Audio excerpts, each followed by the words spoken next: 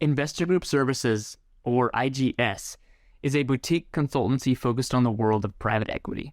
Specifically, the firm advises private equity and investor clients on transaction and growth initiatives via M&A due diligence, sell-side industry analysis, strategic support, and more.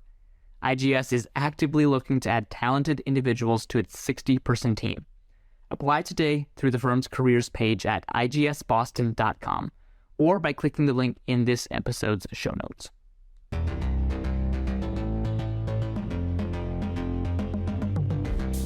Hello, and welcome to Strategy Simplified.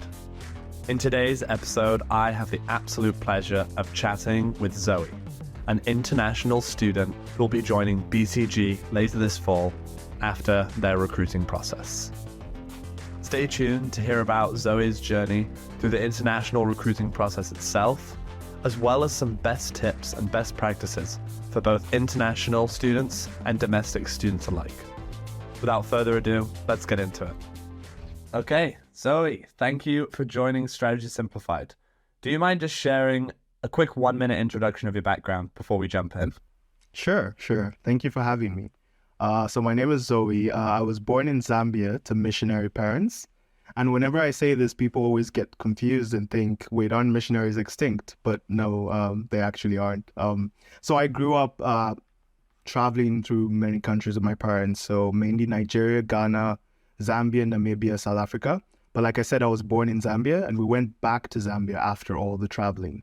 And then from Zambia, I came to the UK where I study at Edinburgh in Scotland.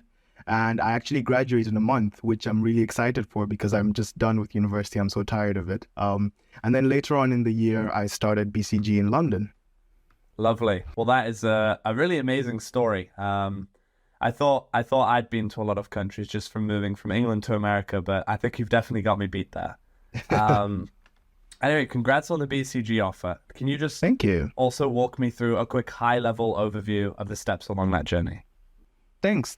So I think really it took three main steps, and I know this is already consultant speak where I'm dividing things into three. But I think the first critical step really was joining a university society called 180 Degrees Consulting. And I joined them in my first year, right? And I was the youngest on their team. I knew nothing about consulting. I knew nothing about business. In fact, in my very first meeting with them, they kept talking about like how to figure out the client's USP. And I was so confused. I thought they were talking about USB drives the whole time. And it took a while for me to actually raise my hands and just ask why we were talking about hard drives, you know? So I was definitely very confused, but I learned a lot through that. My time there was cut short initially because of COVID, but I think that gave me a good understanding and just a good commercial awareness to build on to really the second point, which I think is just applying for a lot of opportunities. So I kept applying for stuff like, I don't know about how things are in the US recruiting system, but in the UK, there are like spring weeks, which are like essentially early versions of internships for like freshers. So I applied to a bunch of those, right? And I did a few of them, most of them in finance. I did do one with Oliver Wyman, which I think got me thinking about consulting a little bit more as well. And finally, I got the opportunity to apply for BCG's mentorship program. And I think that was really what cemented the fact that, yep, consulting was the way I wanted to go. Yeah, really amazing stuff, Zoe. Thanks. I'd love to hear a little bit more about this 180 degrees consulting. I know you took a big leadership role there. Could you tell me a little bit more about it? Right. So 180 degrees consulting was originally founded in Australia, I believe. And the way they work is it's the world's largest consultancy firm that focuses exclusively on nonprofits and social enterprises. And I think their model is quite cool because they exclusively recruit university students. So it's on a volunteer basis. So they give university students the opportunity to gain experience in consulting while also giving back to like the communities. So they have different branches around the world. And they had one in Edinburgh, luckily. And like I said earlier, I joined in my first year. But I was a little bit inactive during COVID. But as soon as COVID ended, towards the end of 2021, I decided to take more responsibility there just because I wanted to, challenge myself and grow a little bit. So I took on a role as head of consulting and training director. And in the end, I'm so glad I did because I learned so much from working with others on the team. And I think just the chance to also be on the other side, coming up with the overall strategy for the organization was really good. Wonderful. Really, really amazing stuff again. I really like the fact that they do have a business model where they can help the nonprofits based on the fact that they're using university talent for pro bono work. Yeah. So I want to shift a little bit to the recruiting process itself. I'd love to know what the biggest obstacle you faced in that process was. Right. The biggest obstacle. Interesting. I feel like if you ask most people, they're going to ask what wasn't an obstacle on their path, because I think recruitment as a whole just tends to be daunting regardless of what field it is. When it's consulting, it's even much more so. I think one thing I faced was imposter syndrome, which I think was definitely big because I think like many other international students, I had this idea that I had to be this version of myself to get into consulting. So I couldn't be my natural self. I had to alternate the way I spoke, the way I acted. I had to maybe present myself in a certain way. And no matter how much you try to present yourself in a way that isn't you, it's going to come out fake, right? It's not going to be real. And you're also not going to feel secure about it because you know that's not you.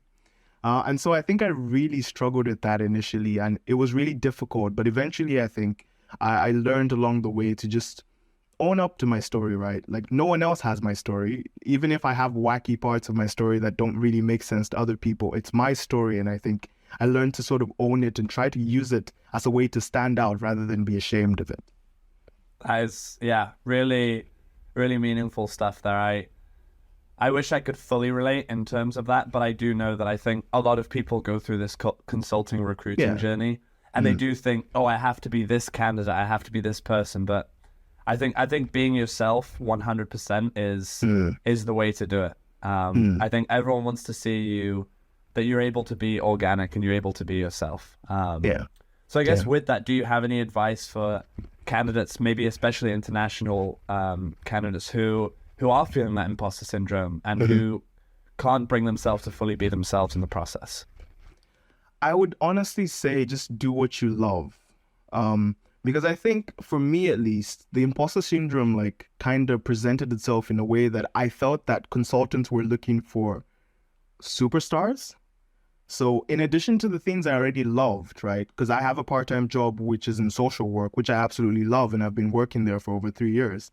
And I really loved that, and I really loved my role in consulting, but I felt like I needed to do so much more. I've never really been very good at sports, but I really was like, you know what? I need to become the captain of the football team. I need to debate. I need to, and I just felt like I needed to do everything, and trying to do everything so shallow was even worse than just focusing on what I really loved, because it was draining to me as well, just affecting my mental health as well. And I think one thing that international students like myself, and I can really relate to this as I'm saying it as well, really suffer from is I think there's that tiny hint of lack of belief when people say, no, just be yourself. Because it's like, no, that sounds too easy. That sounds too good to be true.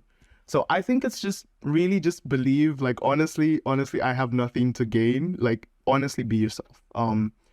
Just accept who you are, accept everything that has happened to you and that you've gone through, and just use it.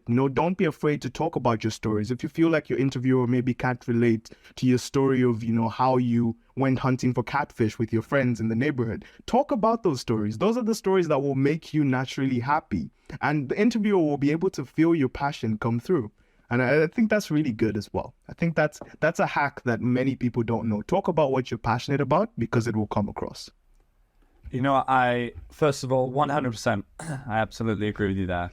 But also I think there's an absolute level of that people who are interviewing, especially in consulting, they naturally do interview these, what we all believe are superstars. I think most people don't realize that they are a quote unquote superstar as well. But talking about those stories that make you you and that make you happy, I think that they're the ones that recruiters and interviewers remember. And so I think being yourself there actually makes you stand out and makes it even more likely that you'll get to that next round or that you'll land the job. That's true. One other thing I wanted to talk about, I know that you mentioned being an international recruit. Did visa sponsorship play a role in recruiting? And if so, can you walk us through a little bit how that played a part? I think for every international student, no matter how much some people might try to deny it, visa sponsorship always kind of plays a little bit of a role because, I think just given our situation, we already have to be aware of that. And that's another additional consideration when, deciding where to apply to or which offers to take. And that definitely did play a role for me as well. And what that looked like for me was that I tried to get a list of every consulting firm I could find.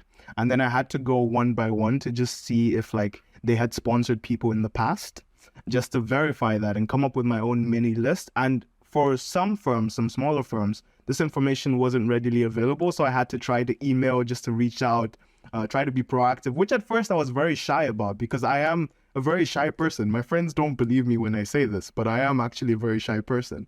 And so it was a bit difficult just emailing hi, thank you so much. This is amazing. I love your firm. I just wanted to find out this. It's not something that came very instinctive to me, but it's something that I pushed myself to do. And I think that really, that affected a lot of my decisions because there were some firms that I thought really looked good, but then finding out later on, no matter how much I really enjoyed it, I think I really needed that visa sponsorship. And I think one key thing to remember as well for everyone is just because a firm has sponsored candidates before doesn't mean they always do. And I think it's also important to approach this with tact, right? Don't email them and say, hey, I know of this one person who you sponsored, so I'm sure you sponsor. Or don't bring it up in the interviews like you sponsored this, so I know you will sponsor me. I think that tends to rub them off the wrong way. I think really just approach it with a bit of humility and just show that you're really interested in the firm. But I think just keep in mind that just because they've sponsored people in the past doesn't mean they always do. Great. And those are some really good words of wisdom. Apply to Stacks to work on exciting projects focused on private equity, strategy and growth, exit planning, operational improvements, and data and analytics. Stacks is a boutique strategy firm serving private equity firms and their portfolio companies across several industries, including tech, healthcare, consumer and retail, industrials, and more. The cool thing about Stacks, you'll get near equal exposure to each industry, making for a well-rounded consulting experience. Whether you're an undergraduate student, MBA candidate, experienced professional, or somewhere in between, Stacks has a role for you. Ready to up-level your career? See which roles the firm is hiring for and submit your application through the link in this episode's show notes or on the careers page at stacks.com. That's STAX.com. Grab a seat in the upcoming networking intensive to craft a winning networking strategy. This is a 3-hour live masterclass led by a former Bain consultant, Jenny Ray LaRue, who's also management consultant CEO. We're really excited for this session. And it will share common networking mistakes to avoid and the 3 critical keys to securing a winning networking referral. The intensive takes place on June 12th of 2023. That's June 12th, 2023. So grab a ticket. There are limited seats left. You'll find those in the show notes. All right, let's get back to the show. Okay, let's talk about the case. It's in every consulting recruiting journey. Yep. And as similar as it is to everyone, it can also be wildly different in certain areas. Why don't you just walk us through what it was like for you with BCG? Yes. So the dreaded case. So do you want me to talk about the process actually casing during the interviews with BCG or just the prep casing process? Let's do a bit of both. Let's talk about the prep and then let's talk about how it all came together and how it ended up landing you an amazing job. Right. Okay. So when I realized that I wanted to take consulting seriously and wanted to make it my career, I was very afraid of cases. There's this one case online. It's a Bain walkthrough case. It's readily available on YouTube. It always scared me. Now that I look back, it's a market sizing case. It's really not that scary, but it really terrified me at that point, and I just didn't know where to start. And I think like many people, I spent my first month, I would say wasted my first month, to be honest, just reading textbooks on how to case, because I think those don't really necessarily help. You can't really get better at casing unless you case. and take feedback and improve, right? So I think one of the things I started doing immediately was I stumbled upon the Strategy Simplified podcast, and the live case walkthroughs were really helpful for me because I'd listen to them and I'd pause them as they were going along and try to figure out what my answers would be and just compare that to the answers of the candidates and take on the feedback at the end that they'd give the candidates as well. And I think this was very, very helpful for me because I mentioned earlier that I did BCG's mentorship scheme. Maybe talking a little bit about that. The mentorship scheme isn't a route into the firm. It's more of an initiative to help people learn how to case. But historically, more people end up like going to other places after they do the mentorship scheme. It isn't a pipeline into BCG. What it is you will be paired with a BCG mentor who will dedicate 6 hours to you. And that 6 hours could be spent maybe working on cases or CVs or cover letters, whatever you kind of decide. But in order to get that opportunity, I also needed to go through a case in my interviews. So that was just heavily strategy simplified. I was just learning and everything, all the good feedback I got from that interview that got me into the mentorship scheme were things I picked up from the podcast. For example, just stating back the question after you're giving, confirming information. These are things that I didn't really think about before, like just listening to and absorbing the podcast. And I think that definitely helped me. And the mentorship scheme was insanely helpful as well, because from there I was able to practice just a few sessions with a BCG mentor. And I think people often underestimate just how important it is to have someone who really believes in your journey and who is there to encourage you. And I think I was incredibly lucky because I got an amazing mentor who was just there. In those few sessions, there was a time when I just was ready to give up. And I said, you know what, maybe I'm not cut out for this. And just having someone say, hey, don't give up. You can do this. Like everyone goes through this stage where they feel like, nah, I'm not going to get in anywhere. And I think those words always kept ringing in my mind, right, when I went through the rest of the application process. When I reached out to other people and said, hey, I'm looking for case partners, which was also really scary, right? But I found case partners and I was casing with 2 different people every week. And I think all of that really helped and contributed. And also very important, I managed to get good night's sleep before every one of my interviews, which I had never done before this. And I can't imagine doing those interviews groggy because you need to be on top of your game. So I'm really happy that I was somehow able to sleep. And I guess all of these things just combined and, through hard work and just continuing, managed to get the offer. Yeah. Well, yeah, congrats on the offer. It seems like you're very structured in your approach, like a true consultant. I think it was the same for me. I think having that person to believe in you, especially when the imposter syndrome is at its worst, is just almost imperative to actually getting through this process. And so showing that resilience as well. And yeah, most people I've actually spoken to, formally and informally about this journey, have all gotten a good night's sleep before. And they've all done something relaxing before, whether it's having a bath and a glass of wine or going out with friends to have, I went out with friends and got a pizza and really enjoyed that. But I think there is something to it of just relaxing a little bit before the interview and then going in strong. I know you mentioned the podcast and absorbing that information. Are there any other tools or things that you would say other candidates should go out and look for when they are preparing for consulting? I'd say really good case books, but I wouldn't really just say case books because I think there are a ton of case books that are from years ago that really aren't going to give you the best experience. And I think you really need to get good quality cases. Like I really enjoyed, using the case of the month, for example, which was really good because it gave me an opportunity to just go through like a curated and carefully created case. And just don't underestimate the importance of having like good case prep. And like I said earlier as well, really good case partners as well. Like when I had 2 people that I was sort of doing case interviews with a week, I came up with a system where I wouldn't be cased twice in a week.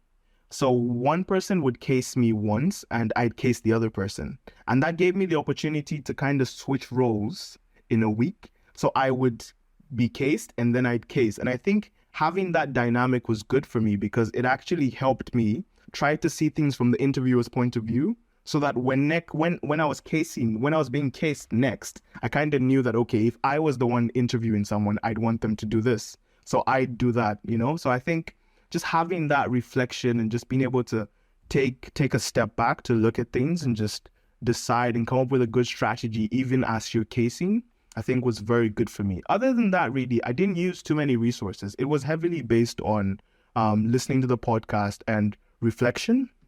And yeah, that's mainly what I did. Yeah, I think that's one thing that a lot of people forget to do is, and I feel like I did it for the first 50, 60 cases I did, where I was doing these cases and I was going, okay, great, I listened to the feedback, moving on. And I think coming back to those cases and really going over what you really could have done better and digging deep in the feedback and reflection, it's so important. So I'm glad you brought that up there. That's true. And I think something that people maybe sometimes ignore is when you ask someone to be your case partner, it's a give and take relationship. So it's not just their casing you. It's not just you who's in it to get something, right? I was lucky enough to have case partners who were also, really going for, they really wanted to get into all the places. So on days when I wasn't feeling motivated, I was like, let's case next week. They're like, no, we need to get those offers. We need to case today. And I think just having that mentality and having those relationships was really beneficial as well. Yeah, absolutely. So looking back on the process as a whole, is there anything that you'd have done differently? I think I would definitely have, embraced who I am a lot earlier. And I know I mentioned this a little bit before, but if I just sat down and just assessed myself and just realized that, okay, I want to be myself. I want to, embrace my personal brand and just be who I am. If I'm going to use a little bit of humor, let me use a little bit of humor. I think naturally the way I talk, there's a little bit of humor in it sometimes. And for my first few interviews, I tried to be so serious that I think I may have creeped out the interviewers a little bit. I feel like they might have been really scared off, and I think if I had just embraced that earlier, that would have been better. I think I also didn't really network effectively. So I did reach out to a few people and I got some good conversations from consultants and figured out a few things about different firms, right, that differentiated them. But I think I wasn't really strategic in the way I reached out to them. I wasn't strategic in the conversations I had. I wasn't also strategic in following up. So I didn't really know how to do a lot of these networking things. And I find that a lot of people in my position, just coming straight out of undergrad and trying to break into consulting, we don't really know. We're never really taught in schools how to network effectively, how to build good conversations, how to carry conversations beyond small talk, and that's something that I had to teach myself outside school, and in addition towards in addition to working on other parts of my application. Lovely. And well, cheers to us. We're both graduating soon. We'll be done with college. But Awesome. Student to student, and I've asked this question before. What is one thing that most students especially get wrong about the recruiting process? What I think this will go back to what I said a little bit earlier. So what I think students get wrong is they try to be cardboard cutouts of, stereotypes, essentially. Try to be the prom king and the football team leader and the president of the debate team and try to do everything. And recruiters can smell that it's not real. They can tell. Because how are you effectively able to balance 15 commitments and actually be fully involved in all of them? And I think another thing that, people don't really realize when they're recruiting is you really need to take care of yourself as well. You need to, it's not a do or die. I think sometimes people forget that. People think they only have one cycle to get it right. Absolutely not. I got into BCG, yes, but this is the 5th time I've applied to BCG. I've been rejected from so many of their internships. There was one time I applied for an internship and I got rejected within 10 minutes. I don't know how, but I did, And I think you just need to you need to not have a do or die mentality towards a specific cycle. Yes, it's good to have that grit, but have that grit motivate you forwards rather than, weigh you down. And I think that's something that international students especially might be, a little bit guilty of, feeling like you have to prove yourself, feeling like this is your only shot. But really, life is a lot bigger than if you get that offer at that particular time. And I think it's important to just learn from each experience and do better next time. Yeah. Lovely words of wisdom there, Zoe. Thank you. What are you looking forward to most about joining BCG? I am looking forward to being challenged. I know everyone is so scared of like the work-life balance and all of that, but honestly, I am looking forward to being worked. Like, I've gotten so tired of university in the sense that I felt like I had very little to do. It's a bit strange because all of my friends are like, oh, I'm so tired, I'm done with uni, I'm so exhausted. But I'm tired for the opposite reasons. I'm tired because it's not really challenged me enough, and I've just gotten really bored of it. So I'm looking forward to, being challenged, working on a variety of projects, and just being around very interesting, inspiring people. Lovely. I think you'll definitely be challenged, and I think that it'll be a lot of fun while you're there. I think that's one of the best parts about consulting, in my opinion. Yeah, I'm looking forward to it. Yeah. Okay. Well, that's all the questions. But as is customary on this podcast, I'm sure you know what's coming now. We've got a few personal, fun questions. Awesome. That I'd like to ask you. Okay. So first of all, if you could have lunch with anyone, dead or alive, who would it be and why? Dead or alive? I think that would have to be Gabriel Garcia Marquez.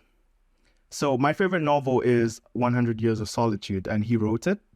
And I'd want to have, a meal with him because reading that book at such a young age made me develop this theory, which at the time I thought I was the first one to develop this theory. And I thought, oh my God, I'm so smart. But in the novel, essentially, time and nature is cyclical. So things kind of repeat themselves because people don't learn from the past. And I just thought, oh my God, this is so real. I'm like the first one to put this together, which obviously I'm not. But I think that is a philosophy that's always guided me. And I think that's why, even in my consulting preparation process, I really put a lot of emphasis on feedback and learning a lot from my mistakes in the past, because I really do believe that the past is always present in the present, if that makes sense. Yeah, I absolutely agree. And that's an awesome story behind that. And I think I wish I could make that lunch happen. That might be a bit difficult though. In terms of holidays or vacations, depending on where you're from, where's your dream spot? Where would you go if after a year of hard work at BCG, you get some time off? I think I'm gonna cheat a little bit with this one, but since I was born in Zambia, I'm gonna say Livingstone, which is my hometown, but I have good reasons behind that. So Livingstone is the home of the Victoria Falls, which is one of the world's 7 natural wonders. It has very nice people and just amazing wildlife parks and just amazing scenes. By the time I was like 14, 15, I think I had seen pretty much every single wild animal, like live face to face, because the way the national park is, it's not really fenced. So sometimes the animals like wander into the town. So if you live pretty far in the suburbs, you're gonna see an elephant. Like, you're definitely gonna see one. And I think it's just a lovely, just very, very wholesome, very picturesque place. Oh, I love it. Well, Livingstone's now on my bucket list of places to go after that recommendation. If you're ever in Livingston, just let me know. Yes, I definitely will. I mean, I'm not there right now, I know. So if you went right now, I wouldn't be there, but just let me know. Absolutely. I'll keep that in mind. All right. Well, last question. I was looking over at your resume and I saw a line that particularly interested me. Okay. And it talks about the fact that you actually wrote your first play and performed it in front of a live audience at the age of 10. I did. Before I even ask the question, I just want to hear about that, and I think everyone deserves to. When I tell my friends about this play, this is part of why they find it difficult to believe that I'm a shy person. But I really am shy. It was a one-person play. It was based on the DreamWorks movie Sinbad, Tale of the Seven Seas, I think. And I rewrote it to be more of a friendship movie about these people like essentially discovering each other's birthdays. And luckily, my parents had very understanding, very nice friends. And they had this party, and then my parents said, hey, like our kid is like working on this play. And they were like, oh, okay, our kids are interested. So like you can like go spend 30 minutes trying to like practice and come and show us. And I was like, okay. And so I did that. And I think it went well. Right now, looking back as an adult, I'm not sure if the applause was because it was good or out of pity, but I'll take it either way. I love it. Well, in relation to that, I'm not sure if you still keep up with plays and that's something you're passionate about, but I'd love to know what your favorite play is and why. And you're not allowed to say your own. No, it definitely isn't that one. No, it isn't that one. My favorite play is To Kill a Mockingbird. I saw Aaron Sorkin's version of it last year when I was interning in London, and I really, really loved it because I think that play teaches a lot about empathy, compassion, and the importance of moral courage. And it was really cool to see Harper Lee's work like on stage and to see how timeless her themes of hope really are even today, because you could really just make a few edits and it would be as applicable to today's society as it was in 1960. So just really brilliant piece of literature. Wonderful. Okay, well, Zoe, that's all the questions I've got for you today. Thank you so much for coming on and sharing your story. I think not only did I personally get a lot out of it, I think everyone listening will really relate to at least one or two things that you've said here, and I think will really benefit from hearing your story. Awesome. As always, thank you so much for having me. It was a pleasure. Hopefully we'll see you on again for podcast number 4. Hopefully. Wow, what an incredible story Zoe had to share with us. I really, really enjoyed hearing about how unique of a story everyone has in their consulting journey. If you want to learn more about recruiting for consulting or anything else to do with the industry, head on over to managementconsulted.com to learn more. Thank you.